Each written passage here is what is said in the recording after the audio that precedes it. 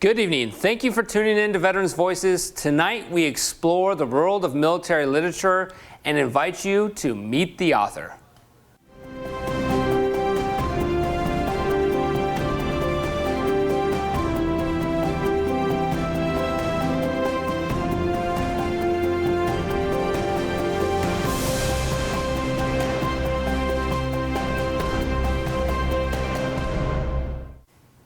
Welcome to Veterans Voices. I'm Nathan Johnson, and my co-host is Aaron Esquer. Welcome, Aaron. Hello, everyone. The mission of Veterans Voices is to explore the experiences of veterans, important issues that affect community, and to connect vets and their families to supportive resources and events. We encourage you to participate in the conversation tonight. If you have stories you would like to share or would like to ask our authors a question, please send us a message through Facebook at Veterans Voices 1, email at veteransvoices@contracostatv.org, or call us at 925-313-1170. Tonight we have the shadow box of Chief Master Sergeant James Noland. His military career began in 1985 with the Marine Corps. Over the next 28 years, he would also serve for the Navy Reserves, the Air Force Reserves, and the Alabama Air National Guard. He is a true career serviceman who has been deployed for duty all over the world, in places ranging from Texas to Okinawa, from Cuba to Germany. He has served his country with pride and distinction. Tonight, we will be having conversations with authors who are veterans and authors that tell the stories of those who have served. We hope that you will be inspired by the ability of writing to heal and empower the veterans community. Our first guests are Vietnam veterans Steve Berchik and Bill Nelson, both who turned their experiences into published works. Welcome to the show, gentlemen. Glad to be here. Thank you. Obviously, I'm not an author. I can't really get my words out very correctly, or at least we needed a good editor if I was. So before we start on the conversation about your books, Compass in the Camera, Steve, and Focus on Vietnam, both great books. Tell us a little bit about your military service. I served as a sergeant working as a forward observer in a mortar unit with the 1st Infantry Division, Vietnam, June 68 to June 69. And Steve, you've been on the show many times. Our audience probably recognizes who you are, so welcome back. Glad to be here. But Bill, you've also been on the show tonight yes, in the past. Yes, I. Thank you very much. So welcome back. And your book, Places in the Mind, if we could hold that up just real quickly so folks can see. Great book, a lot of your poetry. But before we talk more about that, tell us a little bit about your military service. Well, I was drafted in October of 1966. I spent 67, 68, May through May in Vietnam. 366 days, one leap year. Wow. And I was in the infantry. I was in the 1st Cavalry Division. And then later I was wounded and sent to another unit, which was D Company 51st Infantry, which was attached to the 91st MPs. Wow. Well, thank you both, gentlemen. So tonight's show is Meet the Author, and both of you are authors, but we would like to focus this segment on what the experience is like in writing a book that tells your story. And Steve, your book is unique. You've got a whole collection of photos along with the written narrative of your story. And Bill, yours is unique because a lot of your story is told, or the story of others even, is told through poetry. So how long ago did you gentlemen write these books? Is this something you've had out for a while now? Well, I've had my book out for a while. In fact, my daughter has told me I need to write a second one, which we have a lot of works. We just got to put them together. Okay. I started actually writing before I was ever in the Army. When I got back, I found it a way to express and get out some of the feelings for healing. And I didn't think that when I wrote it. You know, this is for healing. It's just expressing how I felt. Mm-hmm.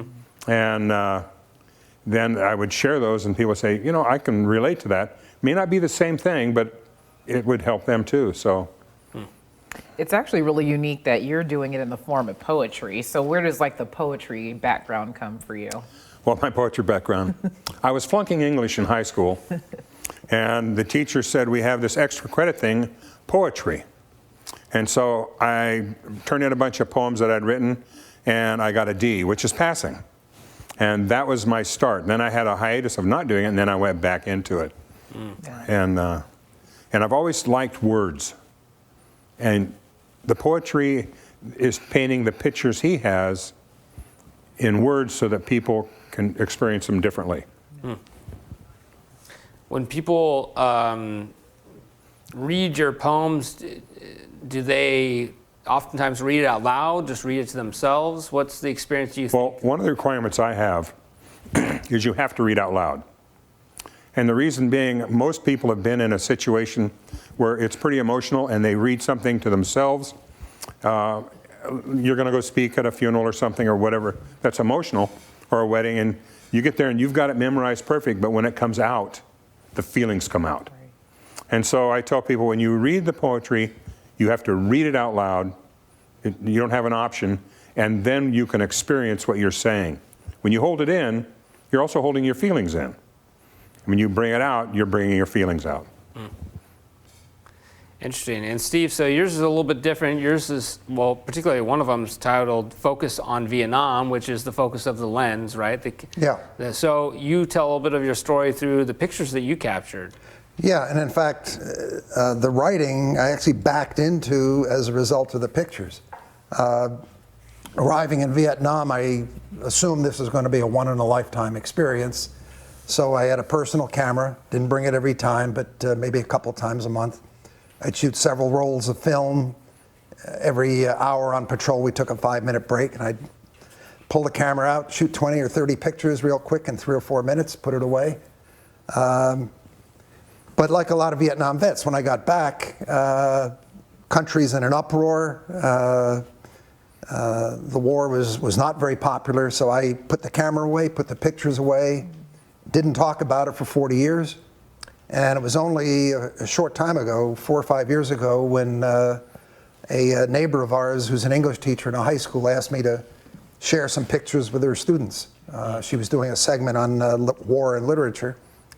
Did that, an adult group heard about it, and one of the ladies at the meeting, or at the event, said, well, when's the book coming out? That was a surprise to me, so talked about it, thought about it. I had sent a letter to my fiancée, who is now my wife, almost every day, and said, do you still have those photos, or those letters after 40 years? She says, yeah, they're in shoe boxes in the closet. Pulled them out, spent a year, wrote the book, included a lot of the pictures, and it opened a whole new thing. It was a way for me to talk about what was happening, both with myself, and actually I've reconnected with some of the guys I served with. It was a pretty emotional experience. Yeah. I was going to ask that. So after 40 years of just having these kind of tucked away, and then here they are just being brought back to the scene again, you know, how are you able to just kind of describe some initial thoughts or feelings that you had when you did decide to? When I did it, it was a study in contrast. I mean, some of the shots were pretty neutral, you know, we're just green jungle or something if it was a calm day and we didn't have contact. But I'll just give you 2 examples here. Image number 8 is a test of a food gas barrel. We had these set up around our perimeter with wires running to the center of the camp. It was our final line of defense. We were about to be overrun. We'd fire these off. It creates this wall of flame, hopefully stop somebody. But I contrast that with image number 7, which was we were doing a pacification visit to a village, and these 5 children were following me. I happened to glance down, took a quick picture. Turned out that is probably my favorite picture for the entire tour. They're all looking up, and I give talks occasionally now, and I point out that it would be great. Right now you can tag pictures on Facebook and other things. It would be great to tag these and go back and find out what happened to the kids. Some of them may be living here in the States. San Jose has a big Vietnamese population. Others may have been boat people and maybe didn't make it. There were big storms in the South China Sea, and others may have been left behind, and when the communists took over, they and their families may have gone to re-education camps, but each one has a different story. I think that it's exciting that when you have these photos, just like you just described, it's like even though it was 40 years ago and you had it tucked away, you can still just express full details just as if it happened yesterday. And I think that's pretty amazing. So I appreciate you sharing that with us. Well, thank you. Yeah, you mentioned your favorite photo, Steve. I'm wondering, Bill, do you have a favorite poem? Or when you look at your book, do you find yourself kind of focused on a particular part of your book? Well, one of my favorite poems is My Flag in the Drawer.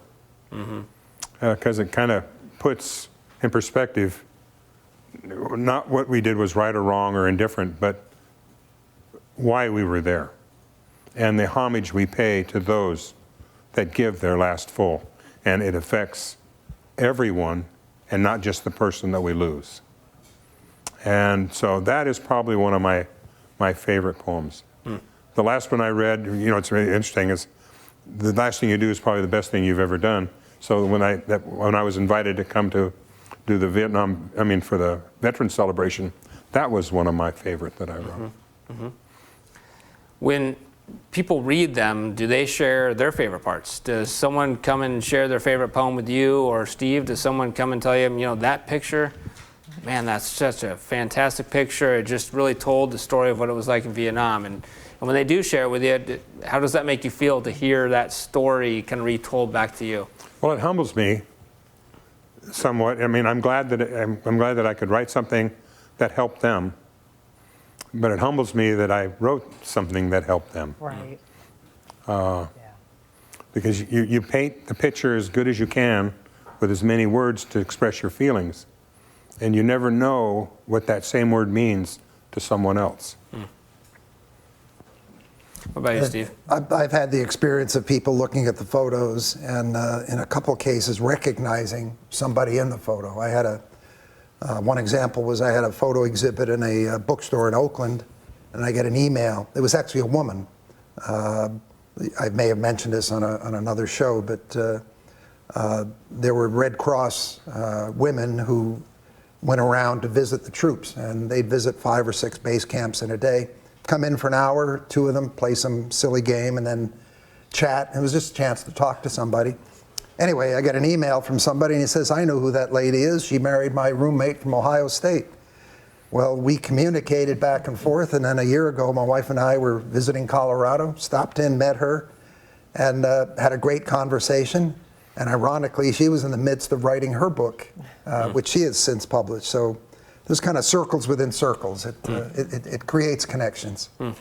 Yeah, fascinating. When it came time to write your books, what did that process look like? Was it difficult? Was it, how did you guys kind of get started, and what kind of resources did you have to utilize? Well, my daughter actually came to me and said, we want to put this in a book. And she was my everything on it. She did research, she did all that, and then I had many people edit it for me. There was a lady who was the principal of Mount Diablo High School, who was an English teacher. She went through it several times. I had other people go through it. And thank God for spell check, because if there's something I have a problem with is putting the right letters, letters after the right one. I struggle with that. I'm still having that problem. So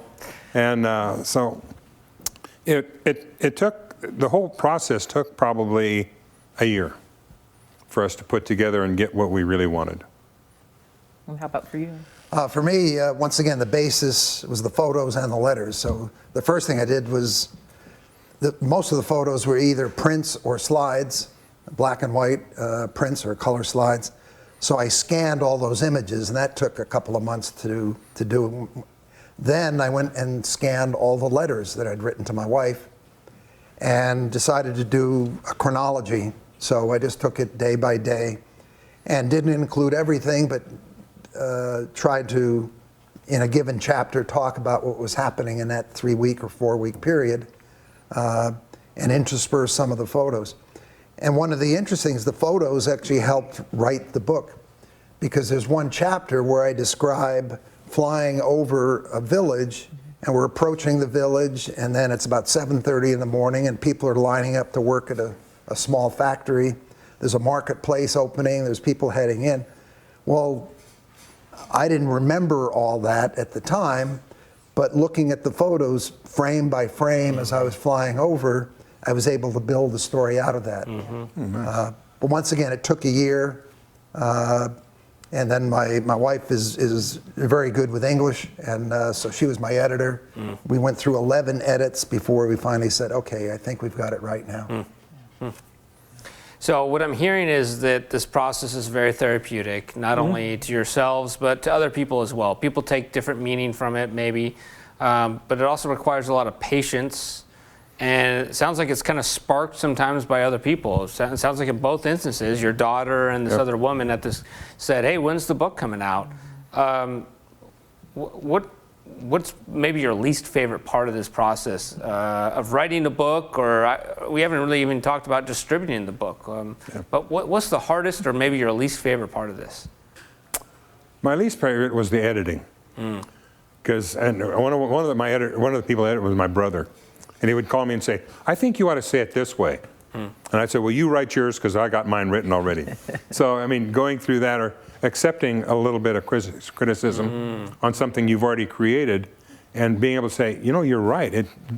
It's better this way than the way I did it. Yeah. And so that was probably the hardest part for me. Yeah. Well, it looks like we have a question from the audience here. What is some advice for aspiring authors trying to publish their books? I would say the very first thing is write something every day. Set aside an hour, if you can get 2 hours, but write every day and just get it down on paper. You can always edit it later. In terms of publishing, there's been a consolidation in the publishing industry like every other industry, so it is very difficult to have a national publisher carry it. But there are loads of independent publishers where you can self-publish. It can be pretty modest, not that expensive, or you can spend a little more money. But you can get your book, they call it POD now, print on demand, where you can print 5 copies, 50 copies, 100 copies, relatively inexpensively. You know, if you do it as a paperback, it keeps the cost down. It can be done. So the basic thing is write every day. Yeah, that's what we did. My daughter, like I said, carried the ball. And she went online, found a small publishing outlet, and then it really cost us, the only thing it cost us was printing. Because she did the work, she did the research. But she's also has a degree in English, and she's a ESL teacher. So she's into that. But she did the research, and you can do it really cheaply. Okay. The editing is the toughest part of the whole thing, and getting it where it's understandable from front to back, and then having good editors and going through it and accepting criticism on what you're going to do. Yeah. So it sounds like you can do a lot of work yourself, and you can connect with some smaller publishing companies out there and keep the price pretty affordable. We have just about 5 minutes left, but we heard from you, Bill, what your least favorite part was. Steve, what's your favorite part of this process? What have you liked the most, and what would you hope to do again if you would write book number 3? The favorite part was getting to the end. You know, the least favorite was the frustration of after 7 or 8 months, it looks pretty good, but it's not quite there yet, and I understood that, and my wife was disciplined and said, it's going to have your name on it, make sure it's right. But getting very close, and then when it finally was ready to go, I happened to publish it on Amazon, the first book, and signed off on it at 10 o'clock in the morning, and I kept checking every hour. At 4 o'clock in the afternoon, there it is, it was on there. Wow. The second one, I actually found a publisher here in the Bay Area that specializes in color books with photographs for museums and other that specialize in graphics, and they were able to produce it in small quantities economically. So that one I actually self-published completely, gave them the files ready to go, and it was an exciting experience. Really enjoyed it. We have another question here, and we want to thank our audience. Tonight's topic is Meet the Author. So we're talking to local veterans who have written books about their experience. We're talking currently to 2 Vietnam vets who have written Focus on Vietnam and Compass in a Camera, as well as Places in the Mind. And we have another question from Facebook here, so thank you for everyone who's tuned in and watching, and thank you for asking questions. How long did it take all of you to publish your books from start to finish? So from not just from the point that someone said, hey, you should do this, but from the point that you sat down and started typing out the first words before you got maybe this final copy that could be sold on the shelves. Steve? In my case, it was about 2 or 3 months for the photos and then start writing, which was a year, so 15 months. The second one went a lot faster because it's primarily photographs. It was more layout, although there's some copy in it. That took about 6 months. And mine really was a compilation of works I had done. Okay. And so it started in high school up until, about 3 or 4 years ago. I see. So it's going back to what you said, write every day. Yeah. Then you go, well, how long did that take? So for some veterans, they can take things they've already created and just put it together. Right. And they've got a book. And possibly even fill in the parts. Yeah. They have a here and a story here and a story here. Yeah. How do we tie the two together? How do we run together? Yeah. And then what are we saying? For you, years, but in total, when you compiled it together and actually got it about a year. published, about a year? Wow. And so we have just about 2 minutes left. Can you give us an idea of what you're working on next? Well, I've written a lot more. It's similar here. It's about family, about my experiences, and then life as it's changed. We have different seasons in our lives. Yep. And I'm 72 years old now, so I have a different season than I had when I was 35. So how those seasons changed. Yeah. Okay. So, and can I go back just a second? You asked me about what was one of the favorite parts? Yes. Designing the cover. Because my daughter's an artist, her husband's an artist, and I gave a rough sketch and they came up with something beautiful. That's awesome. Fantastic. I like the fact that you've had your family involved in your process too. So I'm sure for them, as therapeutic as it was for you, it was probably just as honorable for them to be a part of the process. Right. Yeah. Yeah. Steve, what are you working on next? We have just about a minute. What I'm working on is the other part of it. You publish a book, and then how do you sell it?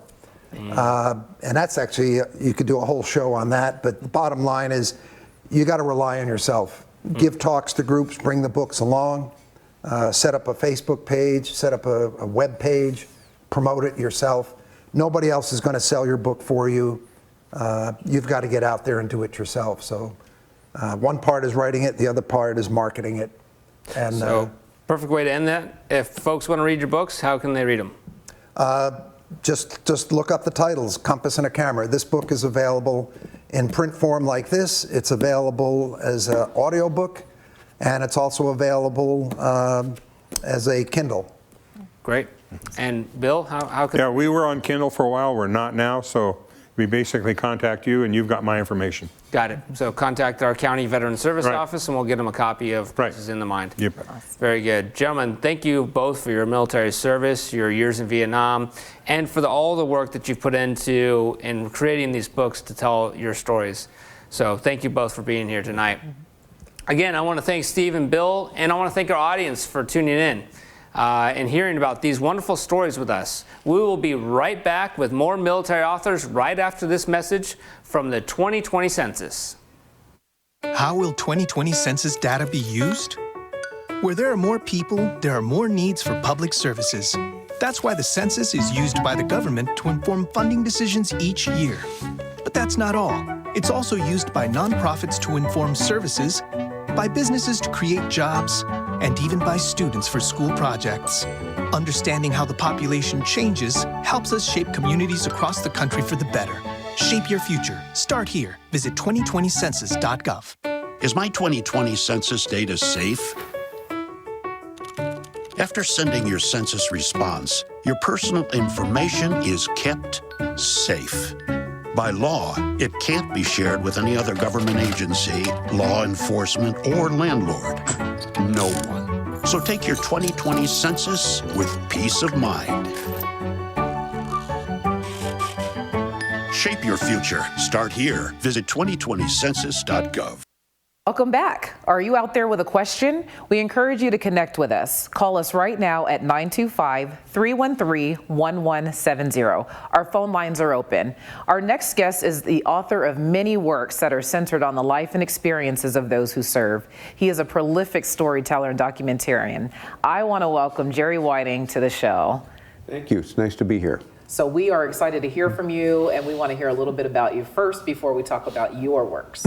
Okay, well, I didn't start out to be a writer. That was the farthest thing from my mind, and my career was actually, my main career was 25 years in law enforcement at the Walnut Creek Police Department. So the writing I did was factual police reports at that time. Yeah. Probably not writing you wanted to do. No, not always what I wanted to do, but it's quite a bit different than writing a book in that in some ways it's hard to get all the facts on something that happened 75 years ago or 45 years ago. So that was something that I had to work on, and I still kind of get hung up on the truth sometime. I think I go to those extra measures to try to tell a true story and get the answers sometimes when the answers aren't known. Yeah, on account of your background, I see. Yeah. All right, so you have your book with us. If you'd like to hold that up, let everybody see what you've written. Go ahead and tell us a little bit about your book. Okay, this is my most recent book. It Don't Mean Nothing, Man. We're Back in the World Now. About Vietnam. And the title of the book, that terminology came from guys coming back from Vietnam, and I wanted everything to represent the Vietnam vet. Didn't intend to write the book, but a friend of mine, David Bering, suggested that I do it. And he said, you know, we have such a large group of Vietnam vets that are part of the Vietnam Veterans of Diablo Valley. And I said, well, I would like to do that, but trust is a big issue. Yeah.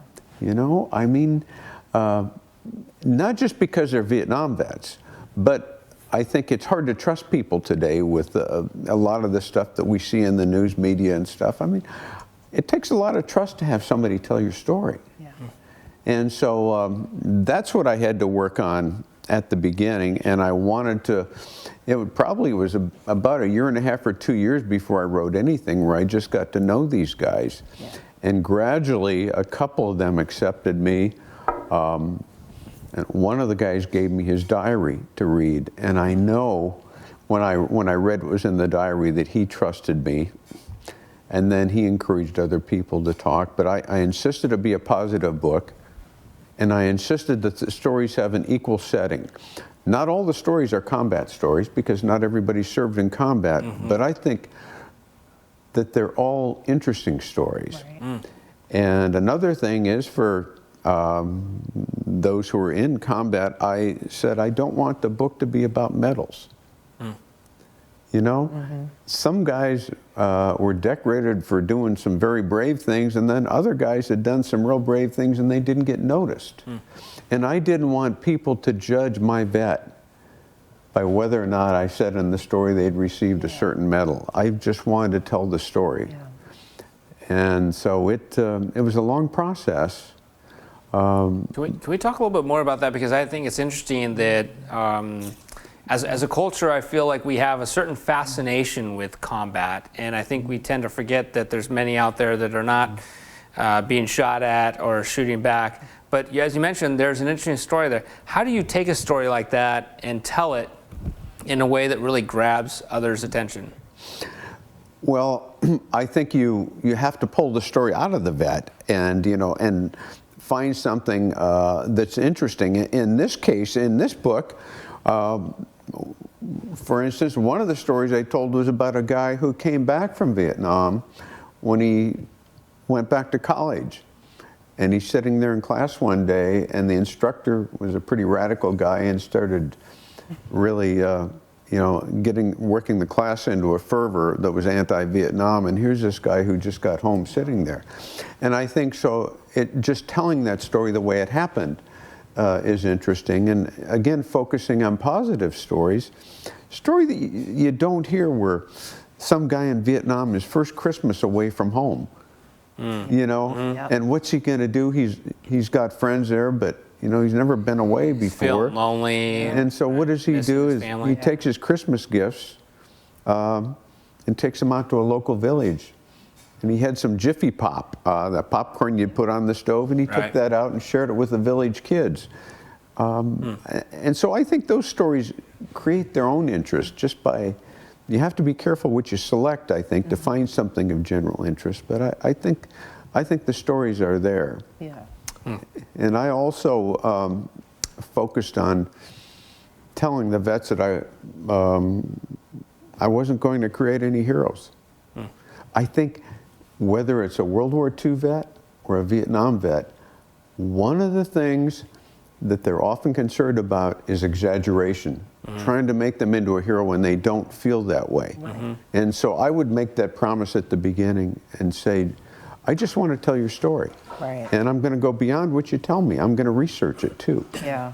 And Do you let them read the story before you publish it? Definitely. In every case, I gave the manuscript back to the vet, which created a longer process because there were usually a few corrections, but oftentimes it was, well, you know, reading this, there's something I didn't tell you that I remember. And so then I'd rewrite it again. And I know one story, I think I wrote it 6 times. Before we got it right. So it's not a short process, or maybe for some people it is, but for me, I wanted to make sure that I told the truth. Well, we actually have a caller, so we're going to take the call. We have Jerry on the phone. Jerry, can you hear us? Yep, Jerry, we can hear you. I don't know if you can hear us. Yes, I can. There you go. All right, Jerry, welcome. You got a question or a comment? Good evening to you all. Hey, Jerry Whiting, Jerry, your hero calling. I just wanted to say thank you for your book, It Don't Mean Nothing, about the Vietnam veterans of Diablo Valley. And I thought it was a very good compilation of vignettes from all the veterans that were there. It's, you know, what I liked most of all was it wasn't particularly a war story. It was just about vignettes, days and a day or a period of time in our lives, the 1 year that we spent over in Vietnam. So I thought it was very brilliant on the way you put it together. I enjoyed all the people that you interviewed. So if any of you that have not read Jerry's book, It Don't Mean Nothing, I suggest that you get it. It gives good insight on lives of those that served in Vietnam. Well, you've got a fan. Thank you, Jerry, so much. Thank you very much, for joining Jerry. us. We'll break away from the call. Tell us a little bit about the title, because It Don't Mean Nothing, Man, maybe has a little bit to do with, as you're saying, they don't want to tell war stories and glorify their experience. Is that a way that a veteran responded to your interview, or? Actually, Jerry, your hero, was the one when I was talking with him one day about the title for a book and coming out with sayings from Vietnam. And I first heard it when I was in school, going to the University of California at Santa Barbara, when this former Marine surfer was lamenting about how his engine had blown up in his Volkswagen van, and we were just standing there talking, and he just said, "Don't mean nothing, man, don't mean nothing." And I didn't know if that meant that nothing was important anymore or exactly what it meant, but the more I got to understand that and heard it from other people, it sort of meant after what we've been through, nothing is going to get us down. Right. Nothing is going to stop us. And so that's where it came from. Well, we've got one last question from our audience. Do you ever get tired of writing the same story? No, I don't, because each story, oftentimes there's so much research, and I really enjoy the research and getting answers where there aren't there. And in the Vietnam book, there were a couple answers. The guys had questions, and I worked on it. So I don't get tired of it. I don't get tired of the research. I get tired of sometimes putting it together at the end, it can be kind of stressful. Sure. Sounds kind of similar to the other, Yeah, other absolutely. authors that just spoke. Well, Jerry, I want to mention these other books because we just have about a minute. So picture number 4 here, I guess this is Don't Let the Blue Star Turn Gold. And this is about a downed airman in Europe in World War II. And you've also got picture number 5, I'm Off to War, Mother, But I'll Be Back. And then Veterans in the Mist. Picture number 9. So it looks like most of your books have been about World War II, and this is your first book about Vietnam. Real quickly, we have just a few seconds. Do you think you'll write another book about Vietnam, or what do you think you'll write next? I'm working on, I worked on an MIA case of an American airman who was missing for 75 years, and I helped find him. And so that's going to be my next project. Wow. Oh, that's awesome. Well, we are grateful that you've shared. We'd like to thank you for being on the show. And our next author is no stranger to the Veterans Voices show. It's our very own Shawna Springer that has taken years of experience working with veterans and co-authored a work that has caught the attention of the most interesting man in the world. My friends, the first step of being interesting is to know who you are. After years of service in the military, you identify with the uniform, but that's not who you are, because you are much more than that. The best way to serve beyond the military, to the fullest expression of yourself, is to read this wonderful book Jason Rockaroonie and Dr. Shawna Springer have developed. It's a game-changing resource for your potential and your relationships with the people you care most about beyond the military. It's a leader's handbook for warrior reintegration. It will be available on Veterans Day, November 11th. Do yourself a favor. Give something to yourself or to another fellow veteran that you care about. Purchasing this book embraces life beyond the military. Thank you so much for your service for so many. You are appreciated more than you will ever know. My friends, stay interesting, stay thirsty for all things, and I wish you the very best. And stay healthy. Adios. Well, that was quite an introduction. You've probably seen that before on Veterans Voices. And now I want to welcome back Shawna Springer and new to our show, Jason Rockaroonie. So Jason, are you with us? He's joined us from North Carolina. There he is. Jason, welcome back. Hey, how you doing? Thanks for having me on. Yeah, well, I should say welcome to the show. We've seen you during the rehearsal, but our audience hasn't. So before we start with a discussion about the book here, and I'll hold it up, Beyond the Military, co-authored both by Dr. Springer and by Jason Rockaroonie. Jason, tell us a little bit about your military experience. Well, again, thanks for having me on. And in terms of my military experience and as it relates to the book, I've got a very unique approach to transition because I did it twice, and I did it poorly twice. I was commissioned back from the United States Military Academy and commissioned with an aviation branch. I left the military in 2000, went back after 9/11, and then retired in 2015 after battalion command, retiring as a battalion commander. Well, thank you so much for your military service, Jason. Again, for joining us from North Carolina. We'll get into a conversation with you here in a minute. But Shawna, welcome back to the show. Tell our audience, though, a little bit about yourself. Thanks. I'm a psychologist. I've worked with the veteran community, military community for the last 10 years plus. And Jason and I met at a veterans retreat. And we have just done this primarily just over long distance, written this nearly 400-page handbook just based on our friendship and our mutual respect for each other. So it's been really fun. Yeah.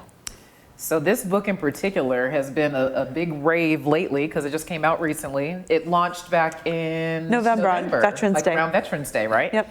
Okay, so for you guys, because you just kind of spoke about the fact that you met and you guys decided to go ahead and co-author a book together, and a lot of it was done long distance, but you guys were able to make this amazing book. So maybe tell us a little bit about kind of what inspired it and just a little bit about the content. I'm going to lob that over to Jason because he kind of started it, and then I came into it a little bit later.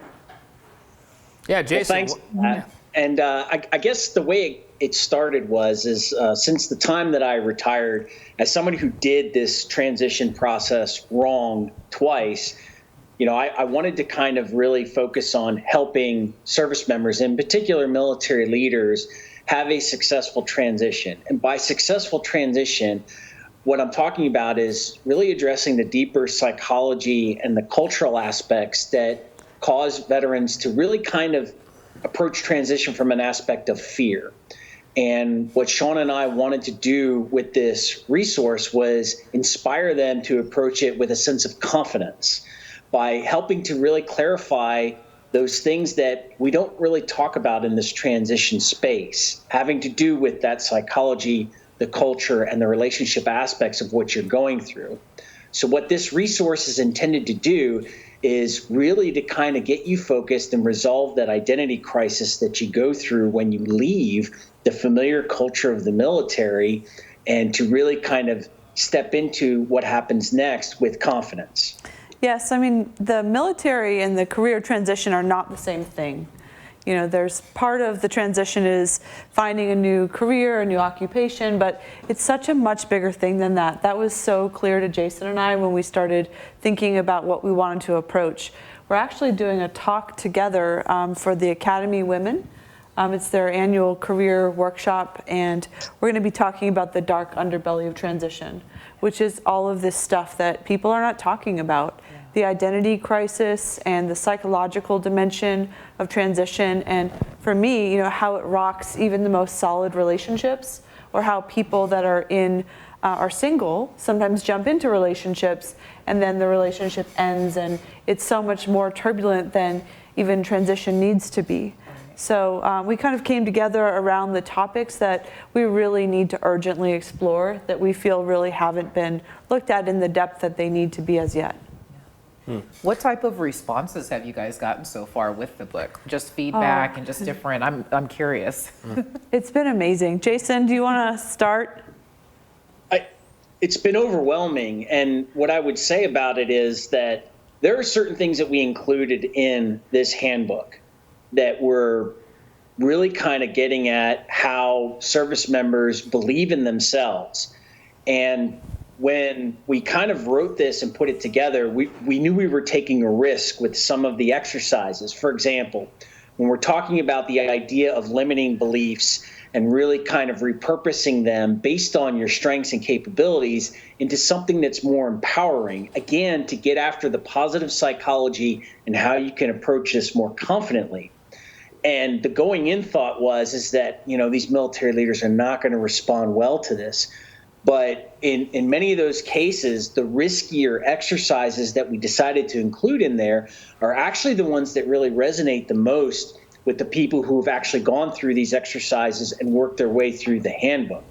And so that's kind of been a validating thing, but also very surprising at the same time for us. But in terms of the exercises themselves, that has been incredibly positive for us, but also the reviews that we've received from Amazon, from a lot of people that, either Shawna or I don't know, that have really echoed what we tried to intend to do with this handbook.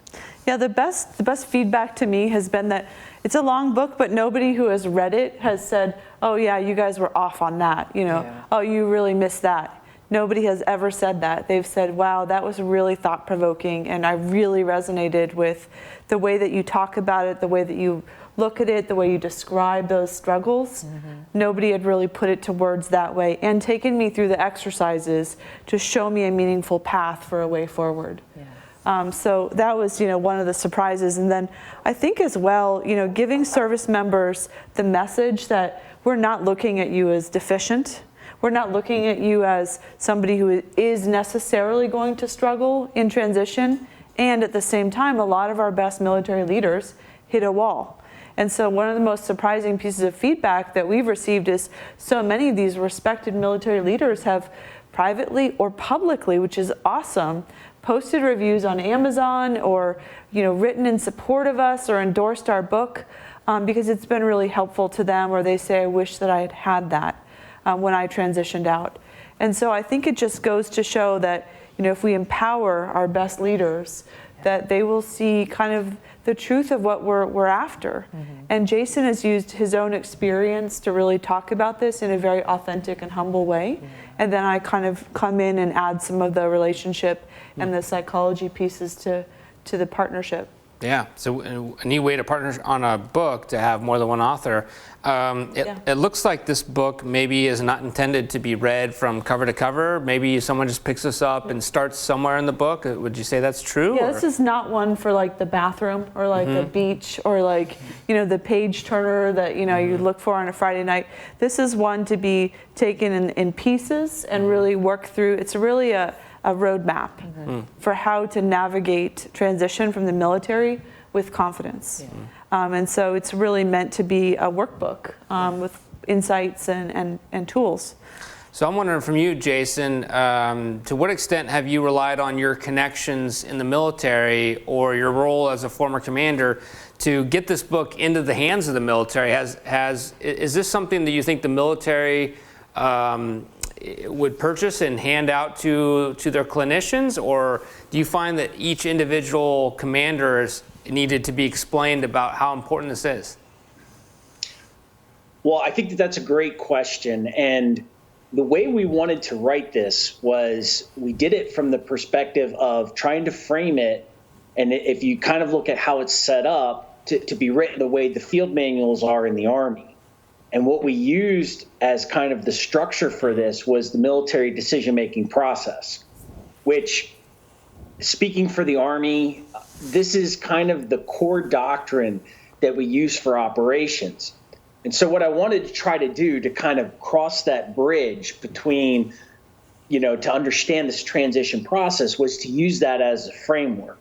So in terms of how the manual reads, the intention is that it kind of reads like a field manual, but with the positive psychology spin to it, again, to kind of give that confidence. So in the same way that the field manuals will kind of go through and explain step by step how to do something and even offer examples, that's what we do in the handbook. And the examples is another thing that, as I was testing this material out with different colleagues and people who I had served with, one of the bits of feedback that I had from somebody who I deployed to Afghanistan with was that you really needed to kind of have examples. And so I've been really kind of leveraging a lot of the people who I've served with to really test out some of this material to kind of include into this. And to your point, my short answer is yes. I think that this is, because it is a self-paced resource, what it does is it complements all the existing changes that are going on with the DoD TAP program.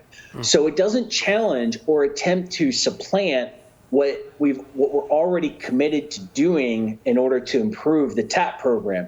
What this does is it provides a self-paced program where it's written with the tone that I am your coach and Dr. Springer is really kind of your relationship consultant to help you navigate and help you build that strong foundation of yourself and your own identity so that when you take that uniform off, you can see all kinds of opportunities that perhaps you were not able to see before. Well, Jason, we're out of time, so I really appreciate the two of you talking about your book here. And Beyond the Military is available, obviously, on Amazon. And I want to thank Shawna and Jason for both explaining not only about the book, but its importance in reaching our military and its commanders, and how someone can really work through that transition out of the military. So thank you for both being on the show tonight. Now it's time for A Veteran's Voice, our monthly segment that tells a veteran's story in their own words. Welcome to the segment, A Veteran's Voice. Our guest today is Patti Burn. Patti had a illustrious career in the military medical corps. Patti, tell us a little bit about yourself. I was born in San Antonio, Texas. Dad, Army Air Corps, and then Air Force. And right near Fort Sam, so I was in the Army 30 years. So I feel I've always been in the Army. And I'm proud of my heritage. I got into nursing right out of high school, which kind of started me on my military career, and graduated, got a baccalaureate degree in nursing, and I was teaching nursing, doing med surg, and I got into public health. And I loved public health. And I see this advertisement for join the public health service. And it was in the same area I was working. I was working with the physicians on the Berry Plan during Vietnam.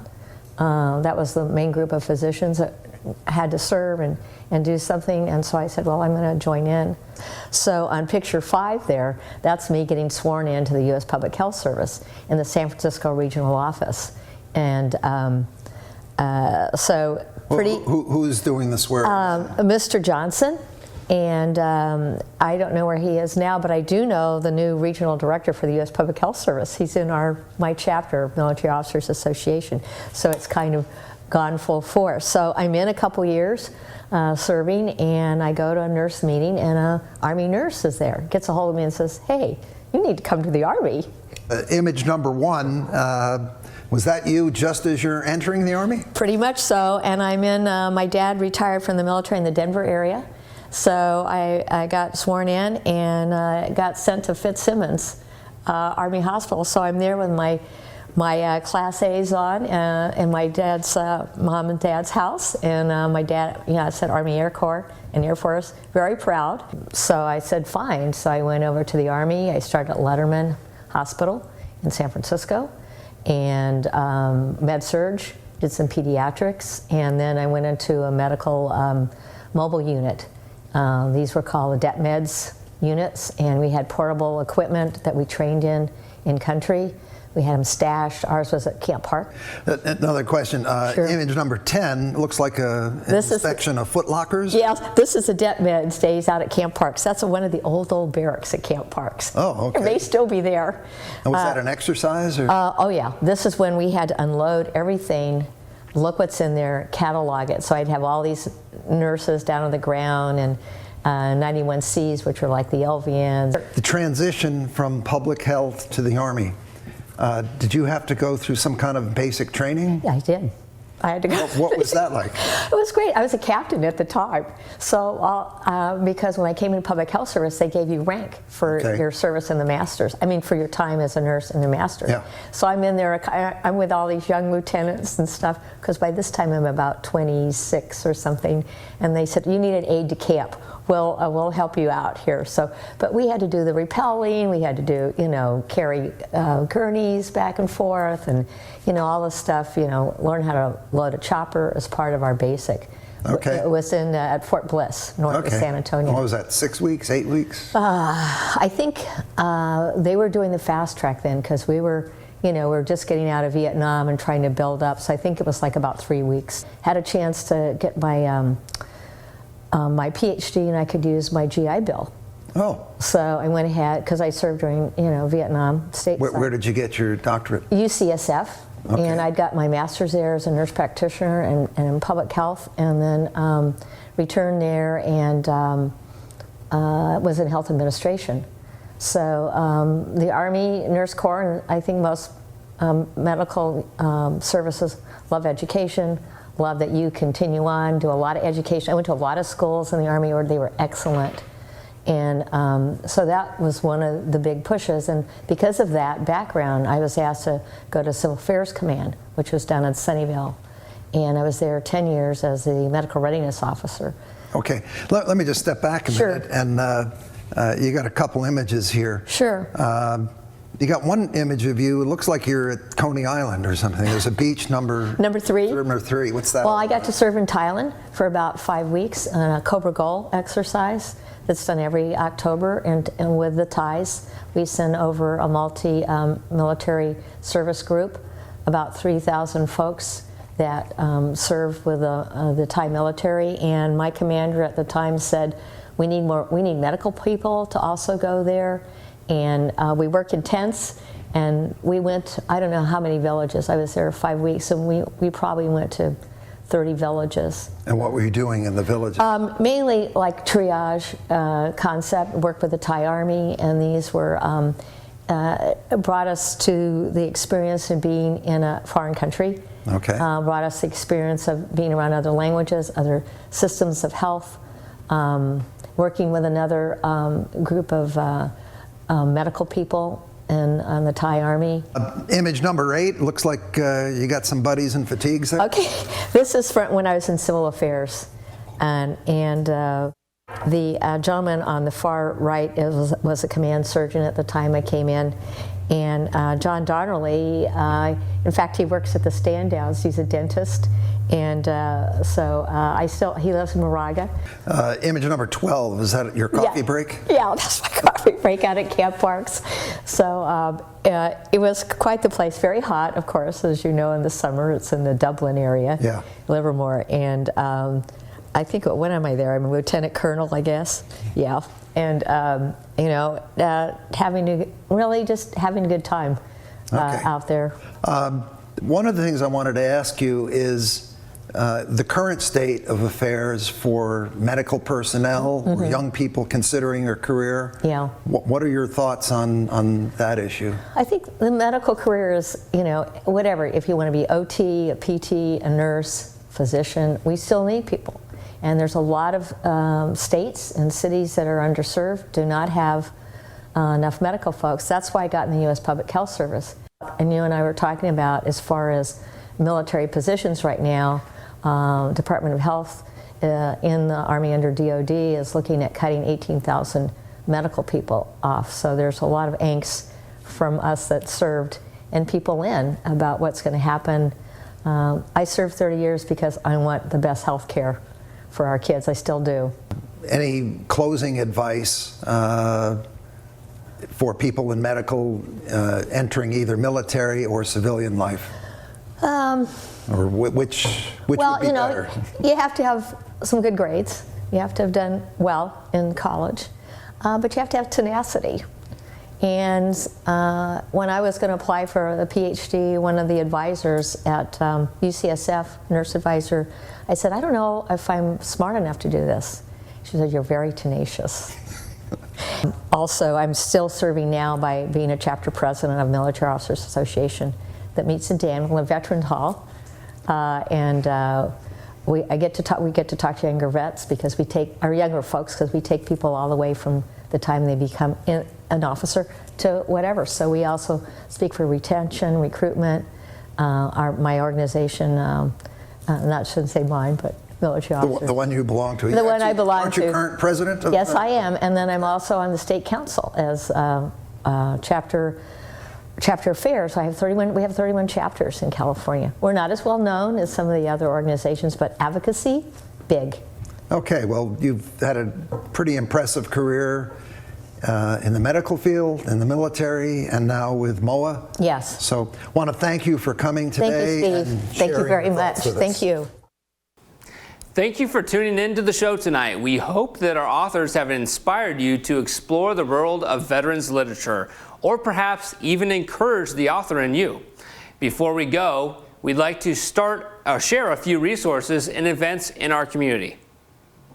If you want to try your hand at writing, Shut Up and Write Contra Costa County may be a great place to start. They offer workshops for writers to focus and develop their skills. You can reach them at shutupright.com.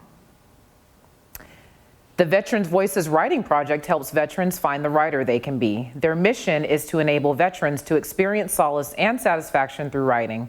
Find them at veteransvoices.org, not to be confused with our show. If you're interested in helping to document history, the Library of Congress Veterans History Project preserves the personal stories of veterans for generations to come. Visit loc.gov/vets. Veterans Voices is brought to you in part by contributions from the 2020 census. Now more than ever, it is important for veterans to stand up and be counted. The Veterans Affordable Home Ownership Program, serving those who have served us, ensuring the American dream for our veterans. The Diablo Valley Veterans Foundation, dedicated to helping veterans near you. We'd also like to acknowledge our anonymous donor as well. To rewatch tonight's episode, check back on our homepage later this week, or check your cable provider's schedule for rebroadcast times. You can also rewatch this episode and many others. We have a full line of videos available on YouTube. Our channel is Veterans Voices of Contra Costa. I watch it all the time. So be sure to subscribe. Our next show will be Monday, February 10th. That is the second Monday of February. and we'll be live at 7 p.m. Be sure to tune in. Thanks again for watching. Wishing a warm and happy evening to all veterans and their families. Go Niners.